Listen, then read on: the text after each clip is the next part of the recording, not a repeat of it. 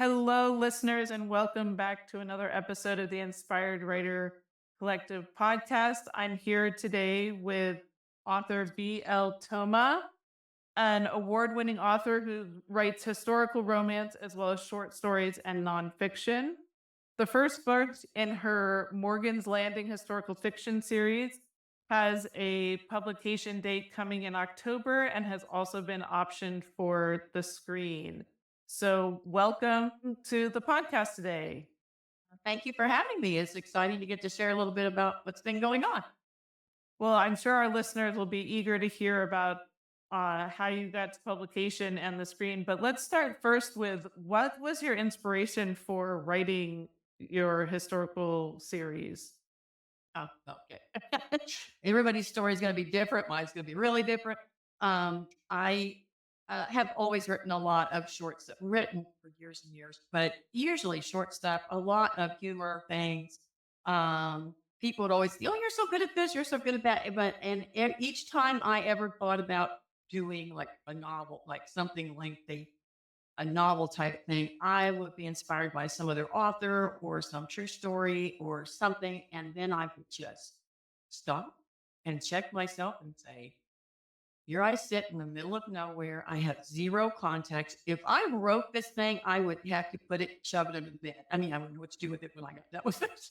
And so I have no contacts in the publishing world. So what a lot of work and effort and editing. And then I just never thought I didn't know much about it. I have nothing against self-publishing, but I just never thought, nah, no, and so I just abandoned every notion. And then several years ago, I just spent one night and I dreamed the story. Now I do have technicolor, wild and fancy dreams, but they usually have oddities in them that are not discount them being written into a real story. And so I woke up from this dream at the point where, and this would now occur in the beginning of the second book in the series. I woke up at this. There's some cliffhangers in the first one too, but there was a big one in the second. And I woke up at that point with a big gasp, but somehow I knew how it ended. And then it would be a really impossible, considering what just happened, it would be a really impossible ending. And so I laid there for a little while and I just replayed that in my head that morning. And all of a sudden I just thought, there's nothing like dumb. And there's just, I had a download. And so I got out of bed, I grabbed a spiral book, I crawled back in bed, I wrote everything I remember of the dream. And then my daughter and my husband got up and they were like, doing? And I said, well, don't bother me. And so at lunchtime, then my daughter came home for lunch and I said, while you're eating, listen to this. And so I read her my notes from the dream and she said, oh, wow. Wow. Well, I'm like, I think I got something. And so from that point, it didn't really matter to me how much work it took, where I had to find the contact, what I had to do. I knew I was supposed to do. And it felt like, oh, this was a gift. I got this. I got a gift.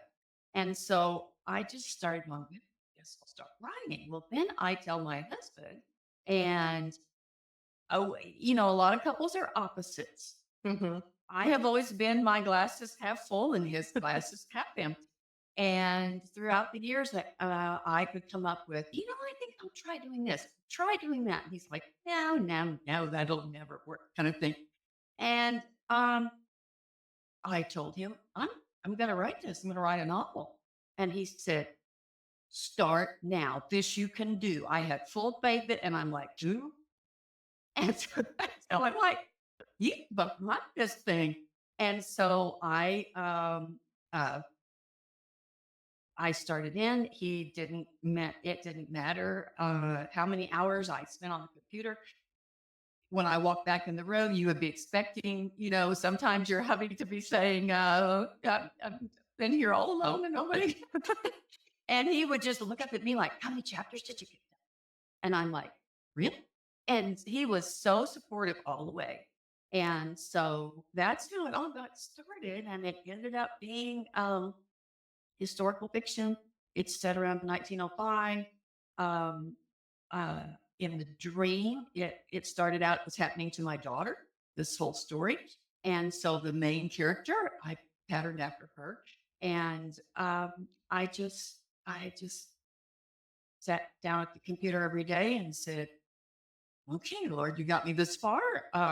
Yeah, come back and help me make it the masterpiece because we have to get from we have to get this written. And so it's been a long road. I did not expect it to be a 3 novel thing. I expected it to be one. Uh, and so that's kind of been the begin. That was the roots of it. That's such a unique experience for you to dream the book and have it come together for you in that way. Did you have to do any research once after you had dreamt it? And I know it's historical fiction, or is it based on aspects of, your family historically? What did you do to Um, come up with it? well, they always say, write what you know. And so I'm like, okay, we are history buffs anyway. We're ancestry buffs. We're local history buffs. And I thought, I know the history here where I live really well. I don't know everything, but I can find out what I don't know. And so I did set it here and in a fictitious town along the banks of the Missouri River. And I think people who live here, when they read it, are going to go, oh, where I am. And so I felt most confident in doing it that way. But it's still fiction. And so, um, but I would look up things, nitpicky because I don't, when I watch something on TV or read a book and they do something really dumb for the time period or, and then my husband's one of those people that like watches a Western and goes, well, that gun hadn't even been invented yet. I mean, he's like, he's like those kind of things. And I'm like, I hate that. Mhm. In the out of character things or giving people platforms that they never would have had in history, Mhm. that kind of stuff. I'm like, no, history, let's keep it like it was. So I did a lots of research just to keep even though I had a lot of historical knowledge, I did a lot of research just to keep myself on track. What was the most fun about writing the book? Well, I'm a humor. I love to do humor writing, but yet there were so many serious things happening to the people in the book. But for me, it just creeps in there. And so my humor style, I find if when you look up people who are humorists or humor writers, very often they are um, it's snarky humor. It's all sexual innuendo. It's just a different kind of thing. Mine is like visual. A type of humor and uh,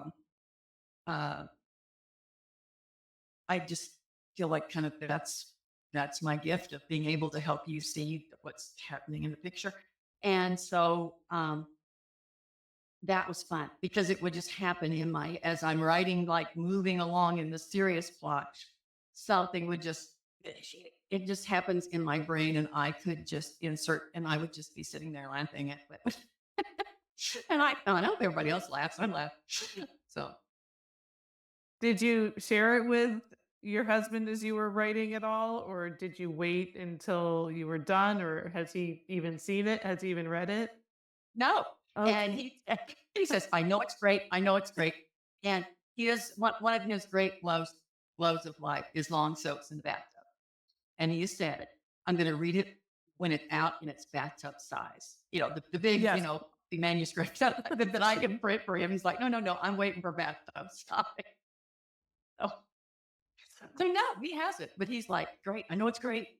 So That's now he did help me. So there are sections that he read because there is character in there that I kind of patterned after him. And I said, I need some, mechanical advice. I want this to be funny, but I don't want it to be unrealistic.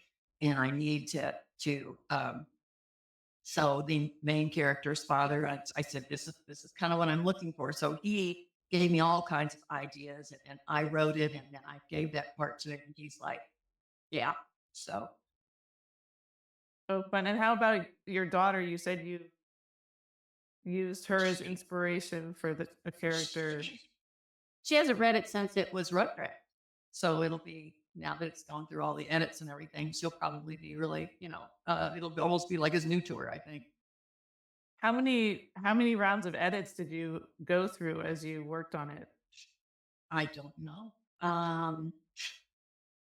Now that it's three, this is going to bowl people over and they're going to say, I'm never going to write a book. But keep in mind, there are three of them. So in the series so far, number four is up here. But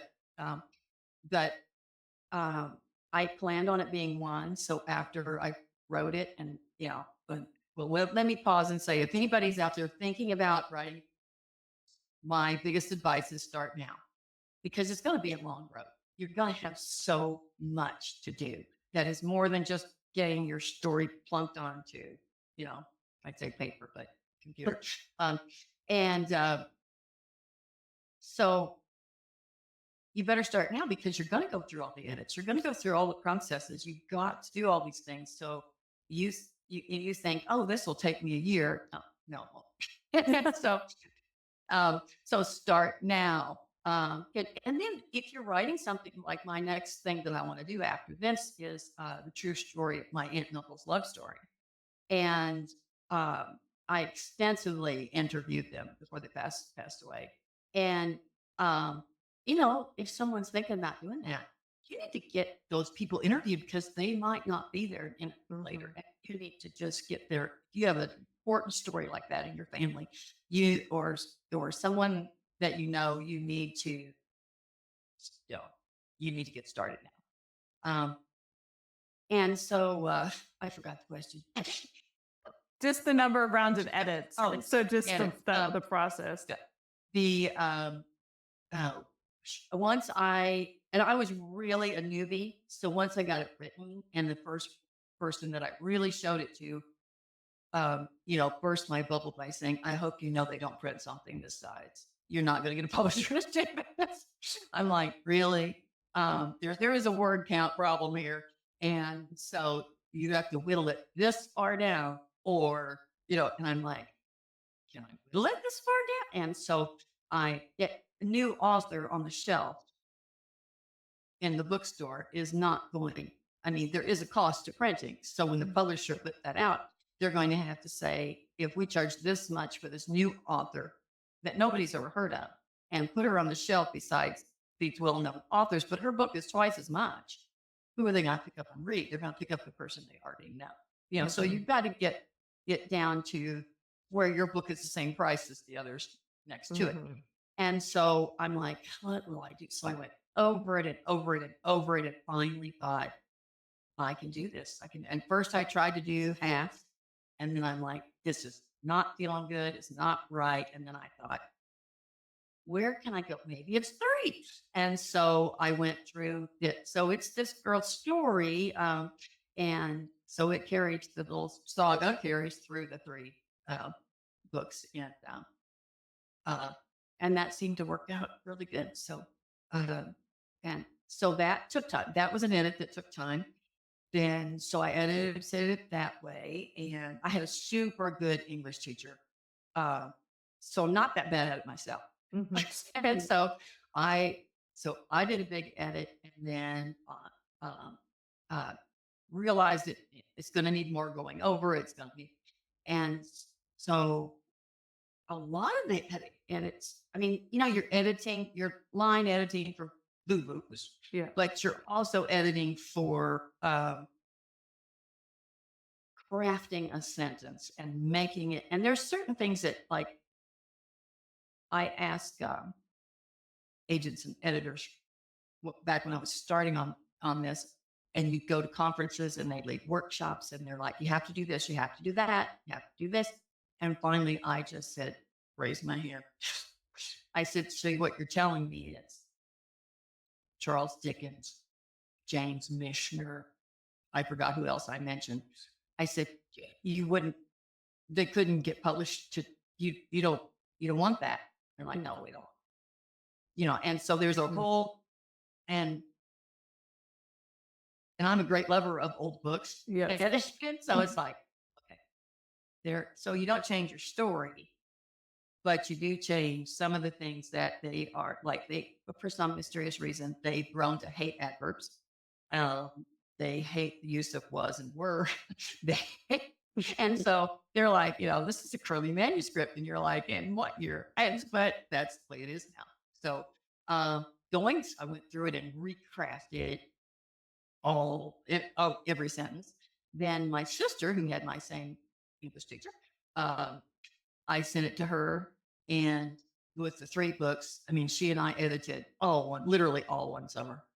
And then we sent it to her daughter, who did me the fix. She does a really good she's an excellent book finder.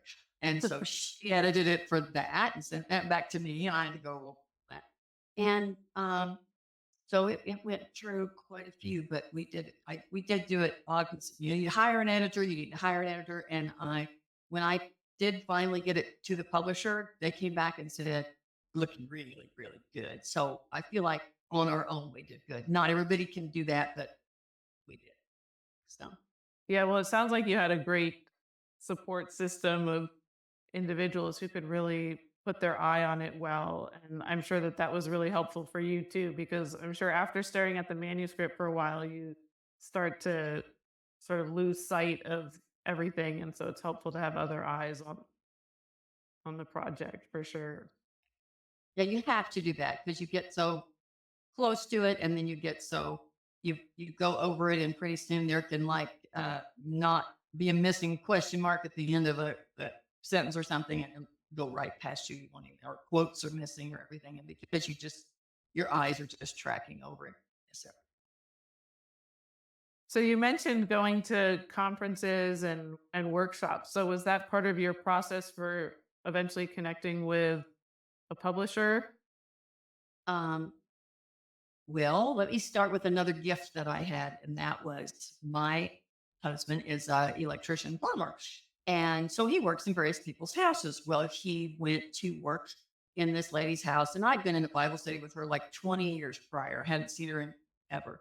And he mentioned that I was writing a book. This is before Rough Draft was even done.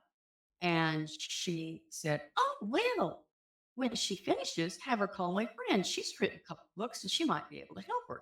And he brings me home this phone number with it, name and number. And I'm like, what am I supposed to do with this? And he said, wait, when you finish the book, call this lady. And he's Mr. Don't bother people, don't get in their hair.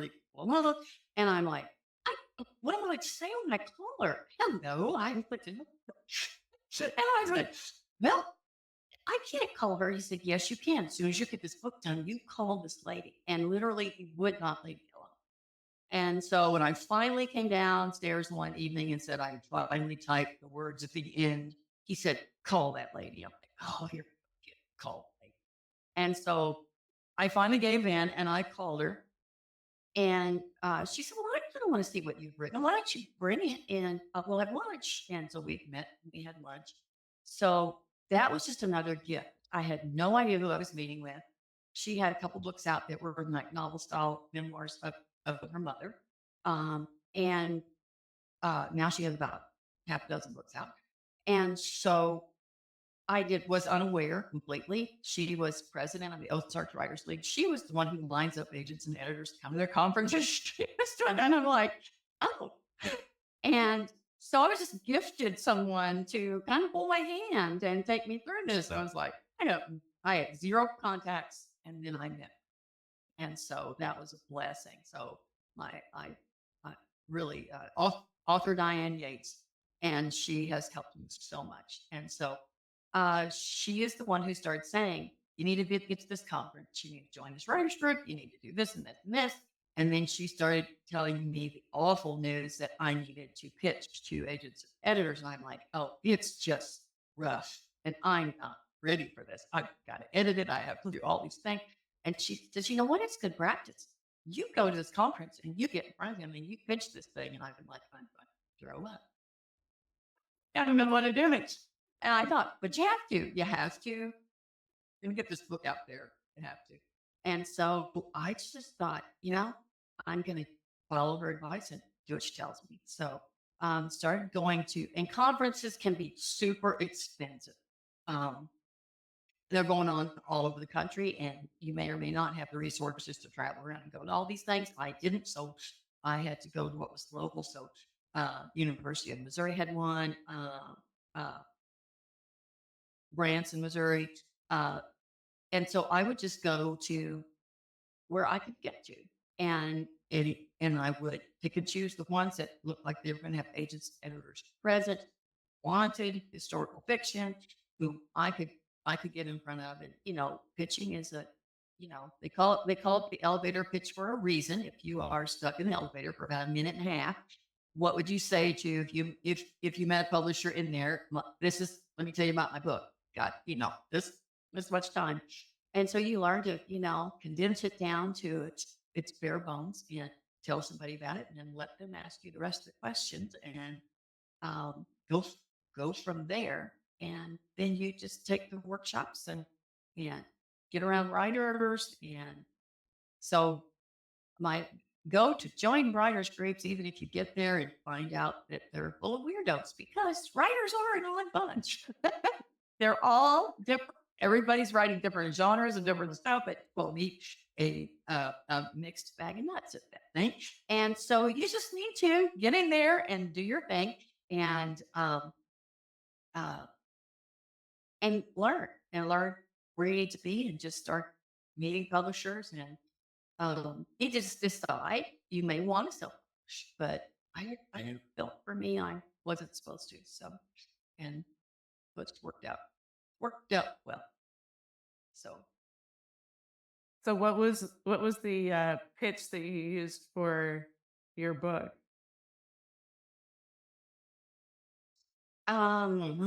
oh, now I've given it in a while. Um, along the banks of the Missouri, small town on the banks of the Missouri River, Julia Lansing is miserable. She's trying to forget Adam Cole, the man she met on a trip to Savannah, who seemed to be the perfect man. However, she wakes up one day and discovers that, oh, my kid, that's a spoiler. Never mind. I have to give it to the publishers and the agents, but I can't give it to you. That's a spoiler. Anyway, she's in for a shock. And so, uh,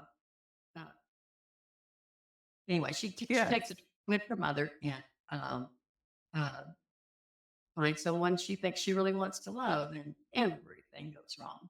And uh, so, anyway, And that's my teaser, I guess, for now, because I can't take the one I give. so is that your advice if somebody's going to pitch, that you give away a little bit of the good stuff in your Yeah, they have to know, because they when I published it, if I found this shocking moment, ooh, that makes sense. Tell me more. They're Mhm. tell those things, because they've got to take a look at what you're. And did you find did the first time, did it go well, or did you find that it took a few rounds of meeting with different editors and publishers to find a connection? Okay, I'll be very honest in this. I got my pitch all honed down for the first conference that I went to, and I felt pretty good about my pitch. Then there were maybe 3 or 4 people that at that conference that I was able to pitch it to, who seemed to want those type of stories. And literally everybody that I have ever pitched it to has asked me for the manuscript. But getting them to read the manuscript is a different thing, because they go to all these they're out there looking for things all the time. And so actually at some of the conferences, the writers group of people in it will, you get there, you get in your hotel, you know what you're doing, and you go to dinner. Well, sometimes the agents, editors go to dinner too. So it gave me an opportunity to talk to them in a different setting, everything. And when we were one one night at uh, we were in a restaurant, and another author said, "I have a question of all you agents of men." And she said, "When you receive a manuscript and you open up the email and say, what makes you, what kind of things make you stop reading? What kind of things make you set it aside?" Okay, so you think that their answer is going to be, um, I well, the first page just didn't really grab me. It just wouldn't, or it just had too many bunny trails, or maybe I just don't like flashbacks, or maybe there's something. You think you're going to get those kind of answers around the table. Every single one of those people said, "Oh, I don't know. The dog barked, the doorbell rang, I had to go to the bathroom." I mean, and I was like, "Oh, oh." And so, couldn't think of any other term, but this is a crapshoot. It's like, oh.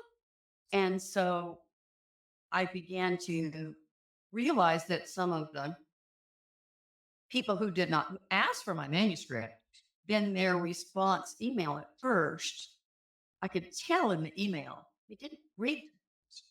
They Mm. asked me for it, but then they actually didn't read it. And so I'm like, what aren't they reading it? And but then I soon learned that you still have to send a query letter with it. Thank you for the time you gave me at the conference, and here is my manuscript. This is a summary. Here's a one-page synopsis, because every editor or publisher is going to have different.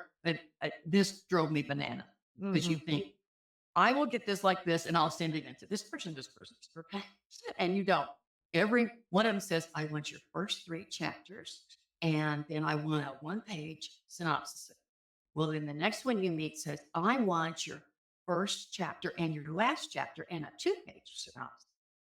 The next one says, and you're just like, so you feel like you're sitting down to your computer all the time, making this person happy. And so I'm like, okay, now what do I do? And I decided, okay, it's that query letter that goes with it.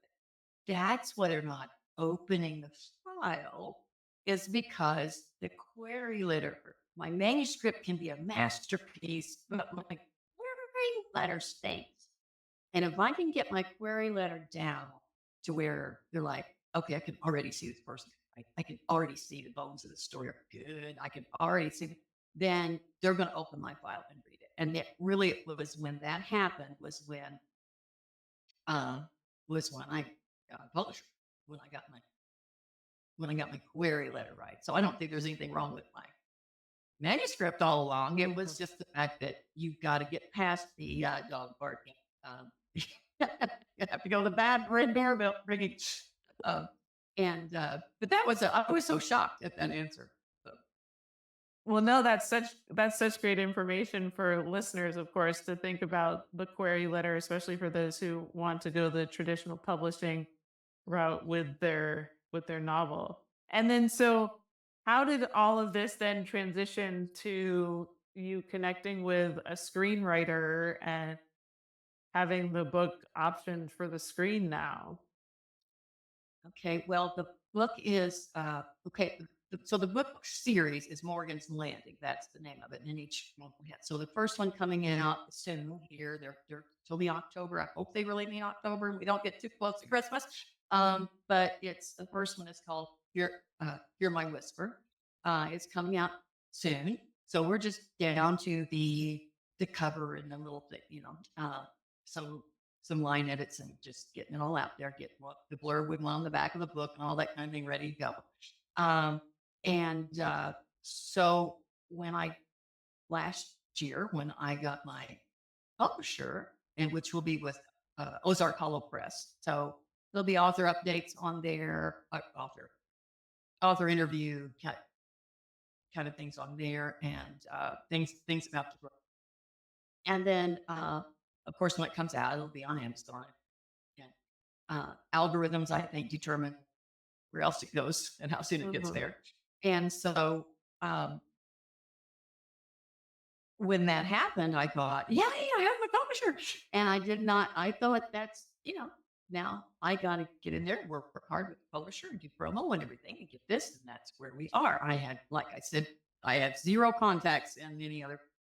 So that was another gift. And I just thought, boy, you know, God's handprints are all over this because it's stuff, I say, I know you, you know that it's not you as far as dreaming the story, it's not you when you're not even conscious when you get it. So it's got to come from somewhere else. So this is just a crazy story. So the same lady that I was given the phone number on the piece of paper, she got a very strange email and thought she was being scammed.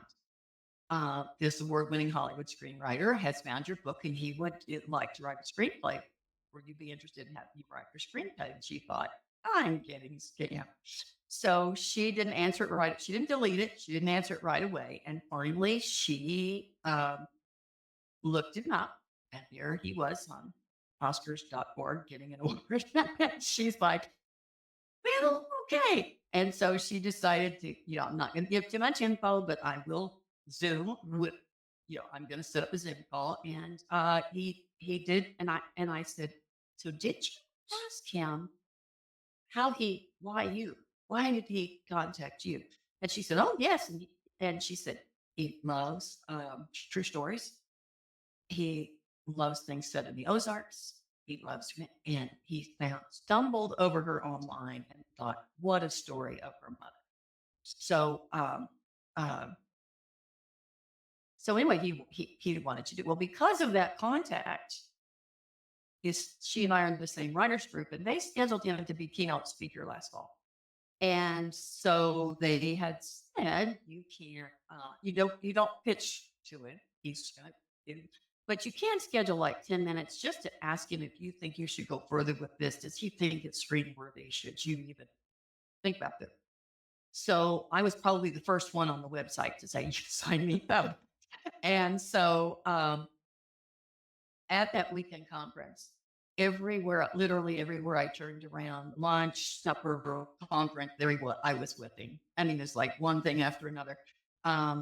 He kept me quite a bit longer than my 10 minutes, and my book wasn't even out yet. I thought he's going to want this. I'm not even yet. He did ask me he said, oh, just send me the manuscript. And so I did. And shortly he was back saying, I really think this would attract A-list talent. He said, I don't see it as big screen. I see it as a series, which made me really happy because I did too. And he said, I think we got something here. And I'm like, okay. So I prayed about that. And because you don't know this, I'm like, I really don't know him. This is a big deal.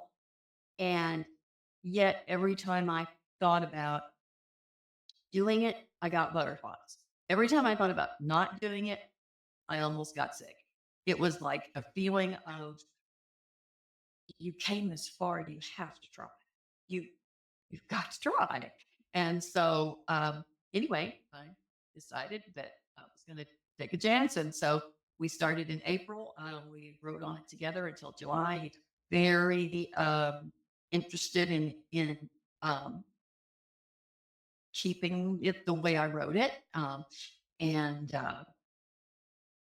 I've learned so much.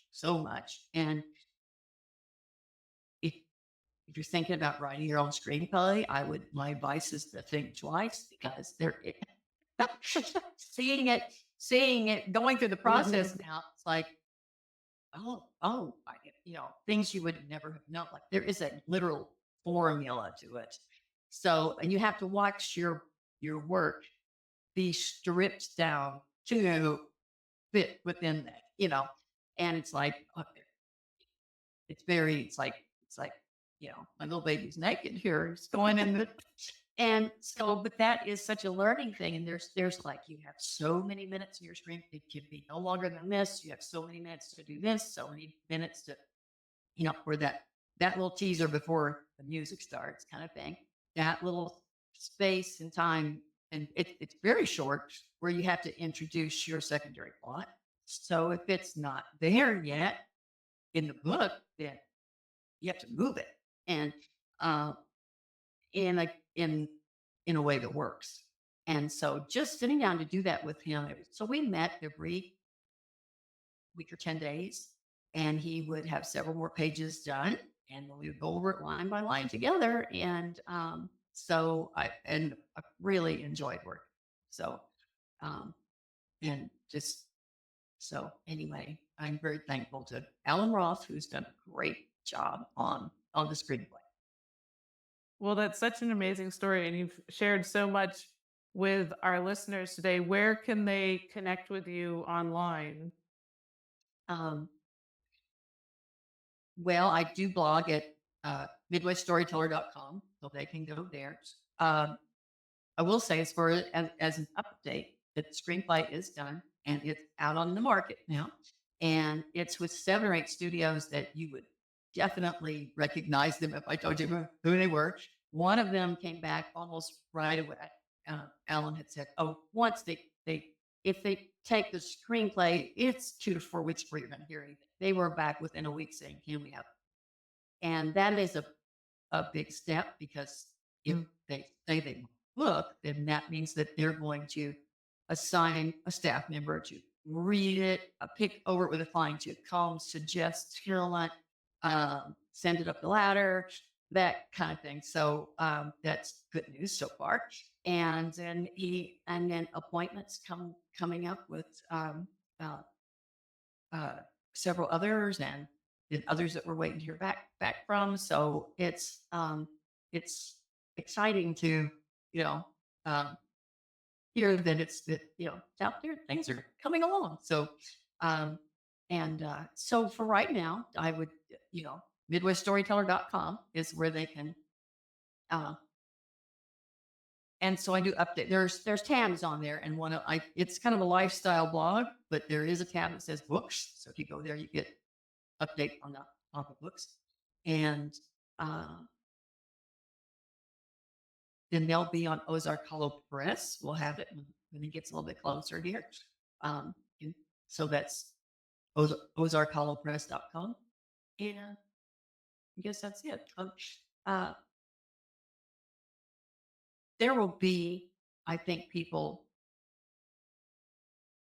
need to understand, maybe, when you're working to get a publisher, some of them won't be right for you. And you'll have to make that decision, even though it's bad. If you want to get your book out there, uh, I had a couple, some publishers are Amazon only.